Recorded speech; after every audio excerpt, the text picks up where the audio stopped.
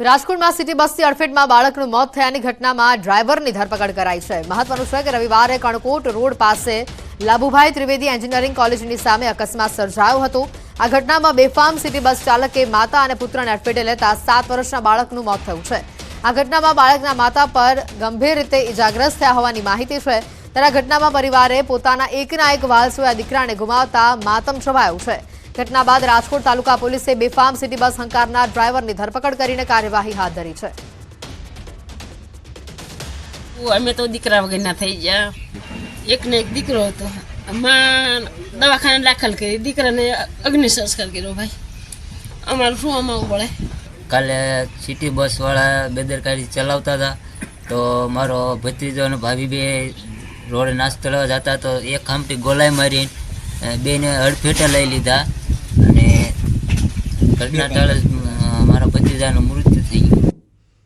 વડોદરાના વાઘોડિયામાં hit and રનની ઘટના સામે આવી છે કે જેમાં અજાણ્યા વાહન ચાલકની ટક્કરથી બાઇક ચાલકનું મોત થયું છે। રવાલ ગામના 20 વર્ષીય સંજય મકવાણાનું મોત થયું હોવાની માહિતી છે।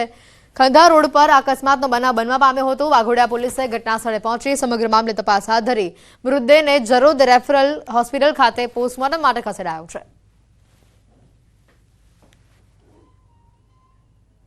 મોરબીના ઉમા ટાઉનશીપ પાસે શનિવારે બેફામ કાર ચાલકે 3 લારી અને 2 બાઇકને અડફેટે લેવાનો મામલો સિટી બી ડિવિઝન પોલીસે નોંધ્યો છે। પોલીસ સ્ટેશનમાં સ્કોર્પિયો કારના ચાલક વિરુદ્ધ ફરિયાદ દાખલ કરાઈ છે। પોલીસે મુન્ના રાવલ નામના કાર ચાલકની ધરપકડ કરી હોવાની પણ માહિતી છે। કાર ચાલક નશાની હાલતમાં હોય અને અકસ્માત સર્જવાની કબૂલાત પણ તેણે આપી છે। કાર ચાલક આરોપીનું પોલીસે સરઘસ કાઢ્યું જેના આ દ્રશ્યો પણ સામે આવ્યા।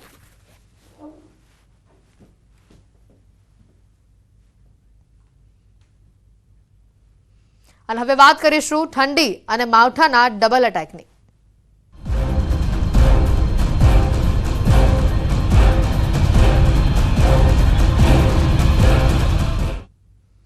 ગુજરાતના ખેડૂતો માટે માઠા સમાચાર છે। રાજ્યમાં વાદળછાયું વાતાવરણ જોવા મળી રહ્યું છે। દાહોદમાં માવઠું આવ્યું। સિંગવડના ગ્રામ્ય વિસ્તારોમાં કમોસમી વરસાદ થયો। ભર શિયાળે ઘણા ભાગોમાં માવઠું થયું હોવાના દ્રશ્યો સામે આવ્યા છે। દાહોદમાં 2 દિવસથી વાદળછાયું વાતાવરણ છવાયેલું છે। ભર શિયાળે માવઠું થતા ખેડૂતોની ચિંતામાં વધારો થયો છે। હવામાન વિભાગના મતે તારીખ 26 થી 28 સુધી ગુજરાતના ઘણા ભાગોમાં માવઠું જોવા મળી શકે છે।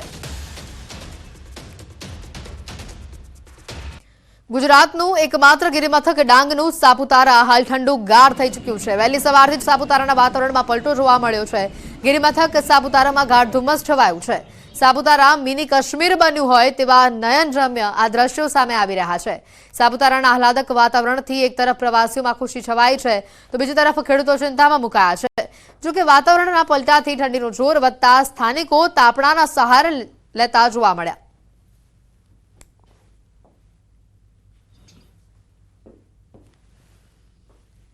તો આ તરફ બનાસકાંઠા જિલ્લાના વાતાવરણમાં પણ પલટો આવ્યો છે। સમગ્ર જિલ્લામાં ધુમ્મસભર્યું વાતાવરણ છવાયું છે। વહેલી સવારથી ધુમ્મસભર્યા વાતાવરણથી વિઝિબિલિટીમાં ઘટાડો થયો।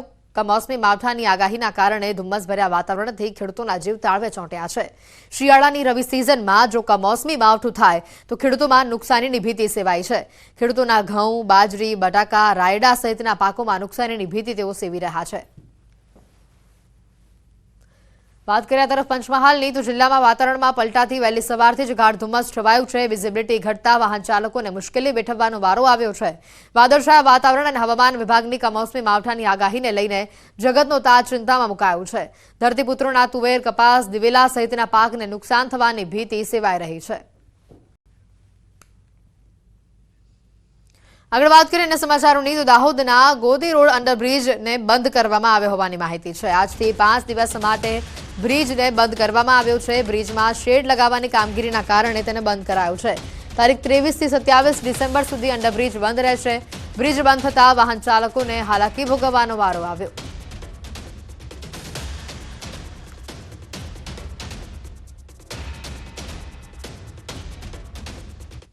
જૂનાગઢ સિંહણે 13 વર્ષની બાળકીને ફાડી ખાધી। વિસાવદરના બરડિયા ગામના સીમ વિસ્તારનો આ બનાવ છે કે જ્યાં મૃતક બાળકી પોતાના પિતાને બેટરી આપવા માટે જઈ રહી હતી અને ત્યારે બનાવ બન્યો। સિંહણ બાળકીને ઉપાડી જતા બાળકીના પિતાએ સિંહણ પાસેથી બાળકીને છોડાવી હતી। ગળા તેમજ શરીરના અન્ય ભાગોમાં ઈજા થતા બાળકીનું મોત થયું છે। બાળકીના મૃતદેહને વિસાવદર હોસ્પિટલમાં ખસેડવામાં આવ્યો। રાહલી બાટા નરસી નામની પરપ્રાંતીય બાળકીનું મોત થયું છે। 3 જેટલા પાંજરા ગોઠવી સિંહણને પકડવા હાલ વન વિભાગે તજવીજ હાથ ધરી છે. અમારા ગામમાં સાંજે 6:45 વાગે એક એવો બનાવ બન્યો છે. એમપીના મજૂર હતા તે ભાવલભાઈ સામજીભાઈ ગજેરિયા મજૂર કામ માટે આવ્યા હતા. 2 દીકરીઓ હતી એ ગામમાંથી એની વાડી આવતી હતી તો એક સિંહણે સુવેરની અંદરથી આવી અને મોટી દીકરી 15 વર્ષની એને સુવેરા દઈને અંદર મારી નાખી. સુરતના હજીરાના અદાણી પોર્ટ ઉપર થયેલા રશિયન વટાણાની ચોરીનો ભેદ ઉકેલાયો. હજીરા પોલીસે રશિયન વટાણાની ચોરી કરનાર ટ્રક ડ્રાઈવરને ઝડપીને કાર્યવાહી કરી છે.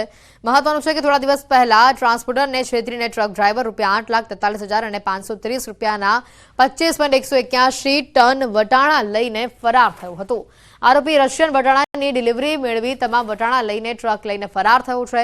જોકે પોલીસે આરોપીને પકડવા હજીરાથી ભુજ સુધી 700 કિલોમીટરના 300થી વધુ સીસીટીવી ચકાસ્યા છે. પોલીસે આરોપીને પકડવા ટ્રક ડ્રાઈવર જેવો વેશ પલટો ધારણ કરીને ચોરી કરાયેલ તમામ મુદ્દામાલ સાથે અબ્દુલ મજીદ ઇબ્રાહિમ સુમરાની ધરપકડ કરીને કાર્યવાહી હાથ ધરી છે.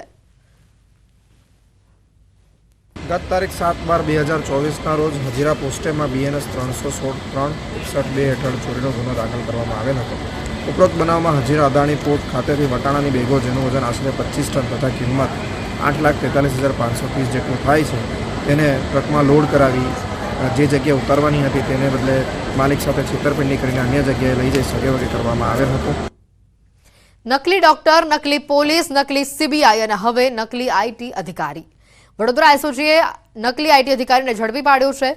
નકલી ઇન્કમટેક્સ ઓફિસર બની તે લાખો રૂપિયા ઠગનારની પોલીસે હાલ ધરપકડ કરી લીધી છે. વર્ષ 2023માં છોટાઉદેપુરના પાવીજેતપુર તાલુકામાં ખેડૂતના ઘરે જઈ ઇન્કમટેક્સ ઓફિસરના સ્વાંગમાં આરોપીએ રેડ કરી અને ત્યારબાદ નકલી દવાઓનું વેચાણ કરો છો તેમ કહીને ખેડૂતની રોકડ રકમ સહિત 15 લાખ રૂપિયાનો મુદ્દામાલ લઈ આરોપી ફરાર થઈ ગયો. પોલીસે મૂળ દાહોદના એઝાઝ શેખને તાંદેલજાથી ઝડપી કાર્યવાહી હાથ ધરી છે. સુરતના ખડોદરામાં નકલી સિમેન્ટની ગુણી ઝડપાઈ છે. જાણીતી કંપનીના કર્મી નીતિન ઠાકરેની ફરિયાદ અનુસાર જણાવાયું છે કે ઉધના મગદલ્લા સ્થિત હિન્દુસ્તાન કાર્ટિંગ નામની દુકાનમાં રાજેશ ચતુર પટેલ નામાંકિત કંપનીના નામે હલકી ગુણવત્તાની સિમેન્ટનું વેચાણ કરે છે. તેમની પાસે નામાંકિત કંપનીની ડીલરશીપ નથી. ફરિયાદના આધારે સુરત પોલીસે કાર્યવાહી કરી હતી. હિન્દુસ્તાન કાર્ટિંગ નામની દુકાનમાં દરોડા પાડવામાં આવ્યા હતા, જ્યાંથી 410 જેટલી નામાંકિત કંપનીના નામે રહેલી સિમેન્ટ ભરેલી બેગ મળી આવી છે. અને આ સાથે જ વેપારી રાજેશ પટેલ પાસે ડીલરશીપના કોઈ દસ્તાવેજ પુરાવા ન મળ્યા, જેથી પોલીસે રાજેશ પટેલ અને તેને સિમેન્ટનો જથ્થો પૂરો પાડનાર લંબુ નામના આરોપી સામે ગુનો નોંધ્યો છે. હાલ પોલીસે BNSની વિવિધ કલમો હેઠળ ગુનો નોંધી આરોપીની ધરપકડ માટે તપાસ હાથ ધરી છે. આ સાથે જ નકલી સિમેન્ટ કોને કોને સપ્લાય કર્યું છે તે દિશામાં પણ પોલીસે વધુ તપાસ હાથ ધરી છે. પોલીસે જગ્યા પર જઈ તમામ હકીકતની વેરીફાઈ કરી અને વેરીફાઈ કરતા ધ્યાને આવ્યું કે આ ડુપ્લિકેટ સિમેન્ટ અલ્ટ્રાટેકના નામે બજારમાં વેચાણ થઈ રહ્યું છે. જેથી રાજેશભાઈ ઠાકરેની ફરિયાદ લઈ પોલીસે ગુનો રજીસ્ટર કરી જે ભાઈ સિમેન્ટ ઉતારવા આવ્યા હતા તથા જે લંબુ નામના કોઈ માણસ પાસેથી તેમણે ખરીદેલું છે તે બંનેના નામજોગ ગુનો દાખલ કરવામાં આવેલ છે અને 1,33,000નો મુદ્દામાલ 410 બોરી કબજે કરવામાં આવેલ છે. વડોદરાવાસીઓ માટે અહીંયા સારા સમાચાર છે. વડોદરા શહેરમાં 2000 વોટર હાર્વેસ્ટિંગના કામ એપ્રિલ માસ સુધી પૂરા કરવામાં આવશે. કેન્દ્રીય મંત્રી CR પાટીલની હાજરીમાં વડોદરા શહેર ભાજપે કહ્યું કે મેયર, સાંસદ અને ધારાસભ્યો જળ સંચય માટે 11.50 કરોડની ગ્રાન્ટ ફાળવશે. 2000 જેટલા રેન વોટર હાર્વેસ્ટિંગના કાર્યક્રમ આવનારા 365 દિવસમાં વડોદરા મહાનગર દ્વારા કરવામાં આવશે. માનનીય પાટીલ સાહેબનો એક ડેશબોર્ડ છે. એ ડેશબોર્ડ ઉપર એના ફોટોગ્રાફ, કઈ જગ્યા પર કયા લોકેશન ઉપર આ કરવામાં આવ્યું છે એની સંપૂર્ણ માહિતી માનનીય પાટીલ સાહેબને આજે આ કાર્યાલયમાં ભેટ સ્વરૂપે આપીએ છીએ. ગુજરાતમાં ક્ષત્રિય આંદોલન શાંત પાડ્યા બાદ ફરી ક્ષત્રિયો એક મંચ ઉપર આવ્યા છે. અમદાવાદના કુંજાડમાં ક્ષત્રિય એકતા મહાસંમેલન યોજાયું, જેમાં ક્ષત્રિયની પરિભાષામાં આવતા ગરાસદાર, કાઠી, કારડિયા, ઠાકોર સહિતના ક્ષત્રિયોના આગેવાનો હાજર રહ્યા, જેમાં ક્ષત્રિય સમાજના અગ્રણી રાજ શેખાવત અને કાલિદાસ બાપુ હાજર રહ્યા. આ બેઠકમાં કાલિદાસ બાપુએ ચોંકાવનારું નિવેદન આપતા કહ્યું, પાન મસાલા અને ગુટખા ખાવાનું બંધ કરી આ પૈસાથી હથિયારો લઈ લો. ત્યારે રાજ ક્ષત્રિય સમાજ અગ્રણી રાજ શેખાવતે કહ્યું કે સ્થાનિક સ્વરાજ્યની ચૂંટણીમાં ક્ષત્રિયો જવાબ આપશે.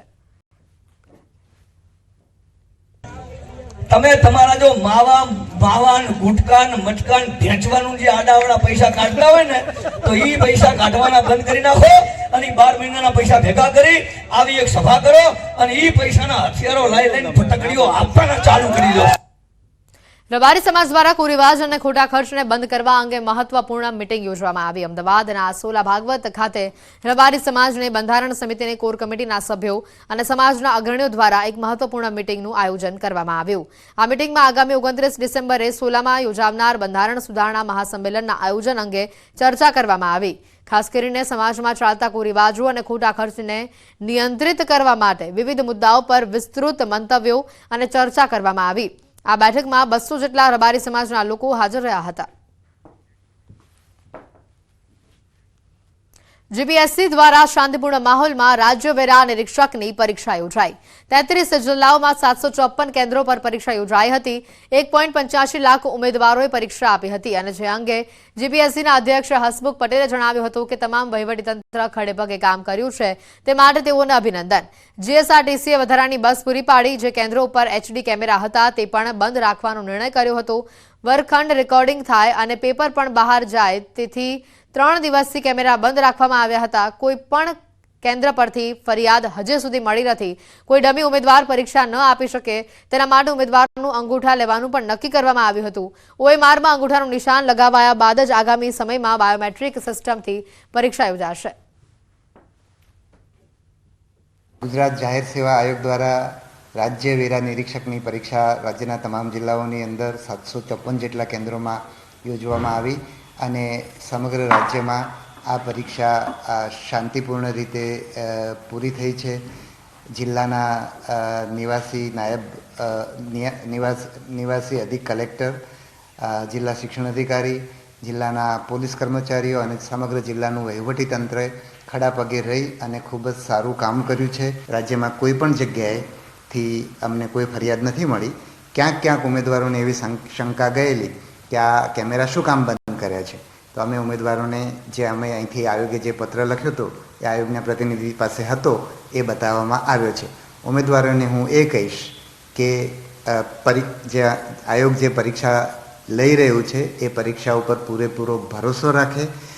પરીક્ષાની સુરક્ષા અને પારદર્શકતા માટે જે પણ પ્રયત્નો કરવા પડે એ આયોગ હંમેશા કરતું હોય છે અને આયોગ દ્વારા લેવામાં આવેલું કોઈ પણ પગલું ઉમેદવારોના હિતમાં જ હોય છે એવો ભરોસો રાખે. સમાચારોમાં હાલ રોકાઈશું એક બ્રેક માટે.